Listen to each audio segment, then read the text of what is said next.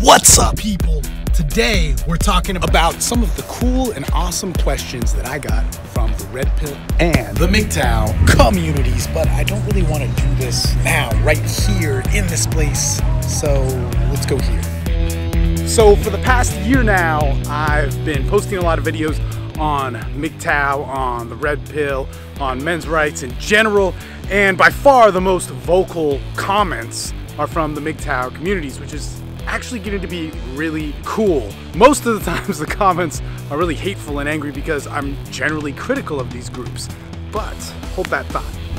Now, before we go down that road and we start saying things like, this dude, I'm going to hate him forever. You, man, I'm gonna hate you for life. Lately, I've been getting a lot of messages from a lot of MGTOW dudes that are really cool. And I've gotten some personal discussions with some of my Red Pill friends. We kind of get into this point where I've always kind of tried to go here, probably didn't voice in the right way. But it's like, oh man, I agree with pretty much everything you said. It's just a different perspective on the idea. So in all of that, that's what we're gonna try and do today. Because perspective is everything. It literally gives you your choice, your values, how you interpret one thing or how many of us interpret one thing. Hold on. And through that, we have our opinions, we have our values, we have all this stuff that we build our lives upon. That is massive. That is our masculinity. That is our choice. So we're going to talk about that and not try and kill each other. And that's today's episode. So on this cold, wet, vloggy, see what I did right there, day, we're going to answer all those questions, solve all of our problems, and better men's development completely. Or try and do that. Yes! Yes! Yes! Yes! Oh! Now, I agree with most of the ideas, the beliefs of these groups, and I get that they're different groups. I agree that women can be dangerous. I agree that the court system sucks. The criminal justice system for men is terrible. I agree that men have more pressure on them in society, higher suicide rates. I get that extreme feminism has totally fucked up for men in so many ways. I agree that there's no leadership in masculinity and that men are sold a poor idea that it's even criminal to be masculine in our society. And on top of all of this, I've been a professional men's coach for the last 12 years, dedicating my life to men's development. I've been a professional pickup artist and part of that. I've had relationships with hundreds of women, for better or for worse. I have 4 kids, 2 of which are with one mother, 2 of which are with another. I'm married to one of them. Steve, you're in grave danger. The other mother threw me in jail for child abuse, and I didn't get to see those other kids for 5 years. Why won't you listen? And before that, her family made sex abuse claims against me that cost $10,000 just to get thrown out of court. Them, it cost nothing. And right as that criminal case that I was involved in was wrapping up, which kept me from seeing my kids for 5 years, she was in another custody battle with a child she had afterwards, losing, and none of the evidence from that trial was allowed in mine, which painted similar pictures, all of which cost about $50,000 to take a plea, and her, well, probably a bunch of headaches and stress, but nothing.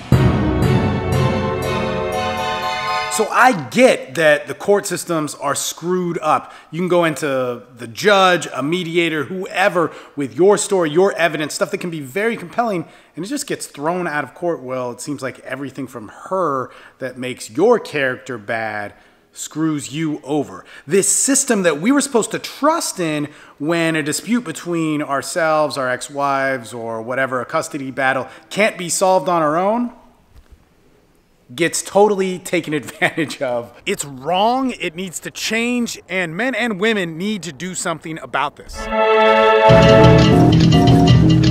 And all of this absolutely ties into why I believe what I believe about masculinity and strength. Why so much can happen to me, so many different things can just hammer down in my life, yet I can find the strength to move on. See, it's all about being the better man. And this doesn't come in any disagreement with anything from the Red Pill, from MGTOW, from men's rights, from whatever stuff you want to look at. It's generally there so that we can be as badass as we can be. But I want to share with you is that story, all those hardships, all those things that I experienced that were fucked, that so many other men out there experience, and so many men in my groups have experienced, has given me strength, has given me power, has allowed me to have relationships with women, has allowed me to love women, and has allowed me to be very aware and wary of the dark sides, the good sides of all those different things to be a better man. Yet, what seems to happen is we all just argue about what's right and wrong about all this shit, and that is fucked up. So whatever it was about 7 years ago, I did what so many men now do is they go through a divorce or some fucked up shit. They get thrown in jail like I did and have $50,000 of legal fees and all that sort of stuff, which end up in nothing, taking a plea, and it doesn't cost that much of a financial burden to anybody else. We're pissed. We go and we seek out stuff online, and that's what I did. I went and found a bunch of different men's rights groups. I got involved in them. I remember actually telling Anthony Johnson at the 21 convention in 2012, I said, man, I'm going to dedicate my speeches and all my whatever, in awareness of men's rights. And that soon, very, very soon ended. In about 3 months it ended. And why would that happen? Why would I not want to do this anymore? And the reason is what I saw in these groups revolved so much around anger, so much around blame, so many pissed off men that weren't stepping up their lives. They weren't actually getting better with who they were. And at the time, me being a men's coach for already, 5-6 years and working internationally and very known and all this sort of stuff, basically was like, I don't want any of this. I want to be around people that get adversity in their life and they win. And so that's what I did. This is a huge part of my story. I went and bettered myself. I took the adversity that I had. I worked on my resentments. I worked on my anger. I worked on my internal beliefs. I was already working on that stuff massively, but life has this beautiful thing where it creates all these challenges and fucks you up and beats the shit out of you and spits you out and all this sort of stuff. And you go, fuck, man, I got to work on some stuff. So those are those things that I did. So in those 5 years where I didn't see my kids, I changed my beliefs. I got more in touch with my physicality. I got more in touch with my spirit. I don't mean that in a religious way. I got more in touch with my teaching, my business. I got more successful. I did all of those things. I built myself in such a huge way, and it was hard as fuck.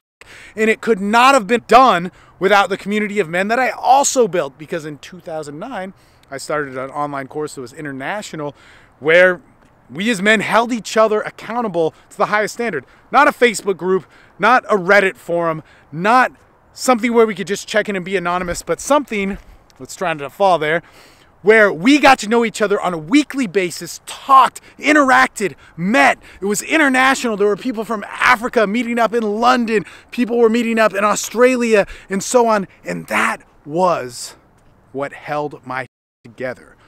All of those men unifying, not on, so this MGTOW is this alpha, are we failing, but telling the real story of how they took their pile of shit when they felt that they were doing the best possible thing in the world and turned it into gold.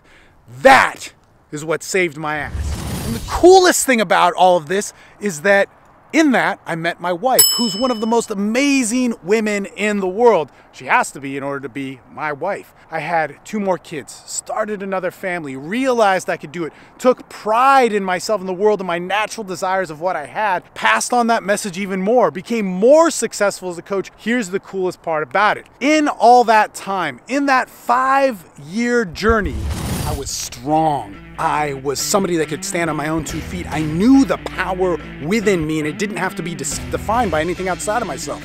So much to the point where no matter what the lie was, no matter what the burden that was put on me, no matter if it was $50,000 and not seeing my kids for 5 years, man, that's a horrible thing. But that's the challenge that I was delivered. That was also the challenge that through my choices and decisions built in my life. What was I going to do with it? What was I going to make out of it? How was I going to not give up and be a powerful, dominant human being from that? And this is the discussion that I don't hear happening from men. This is the discussion that I don't hear enough with the red pill communities or the MGTOW communities which are absolutely about men's empowerment, but we're talking about what's wrong with society. We're talking about this burden that we can't get past. This isn't a denial that there isn't screwed up stuff in society, that women have certain advantages that men don't. This isn't a denial of any of your stories, but what it is that my story got so much better as soon as I stopped complaining about what was wrong with society and finding the power within myself. If we're gonna change society, we need to step it up as individuals first, and then move to the people around us. How we can be delivered a burden as a male and still find an amazing, powerful, dominant lifestyle from it. And so here's the thing. None of this is perfect. None of this is ideal. All of this had a lot of pain. All of this had a lot of confusion. But what held it together was masculinity. What that pain brought me was an awareness, a true awareness of what it means to be a man, to be a father, to be all these things. And none of it came from blame or anger or demonizing women. You, with whatever belief you have, can be the best possible version of yourself. So I don't really care what you are. I don't really care what your beliefs are. I don't want to divide in all these different ways. I don't want to have to think somebody's belief is dangerous in order for me to entertain it. I don't want to have to hate women or hate feminism or hate liberals or whatever the fuck it is in order for me to have my exploration of masculinity. And one of these things that happens in having the groups that I have, in seeing men change, and that's the thing, you know, since 2009, it's pretty consistent. Guys in our groups live badass lives. They live sexual lives. They live lives where they're empowered. They have the careers that they want. And it's not dictated by society's bullshit on what status is, but dictated by the power within you. Everybody's pretty happy in our groups. The thing with it is that I want to see men grow. And that's the discussion that I want. That's it. Come in with your MGTOW belief. Come in with your men's rights belief. Come in with whatever it is. But let's fucking focus on what men can do. Because men do some awesome. And anytime we try and define how badass men are by having to put down women, it's fucking stupid. So in my story, I came to a certain set of conclusions, a certain set of beliefs about how I live my life, about how I pursue the best possible man. But in your story, you have all those things too, and they can be very different from mine. But how we achieve perspective, whereas we look at one thing from many different angles, with many different conclusions, with many different expressions that are so personal to us, how we gain that perspective of being the best men? Well, man, we share our perspective and we live it and we unify together rather than divide apart about all this bullshit. In any case, guys, thanks so much for listening. Thanks so much for being a part of this. And thanks so much for guys from the MGTOW community reaching out and saying what you said, because it was really fucking cool, because it's all about us coming together more than anything else. So if you like this video, smash that like button like an alpha dog and subscribe to the channel, all that sort of good stuff. But right now, let's take a look at some cinematic dogs and some of those kids I was talking about, because, man, they're badass.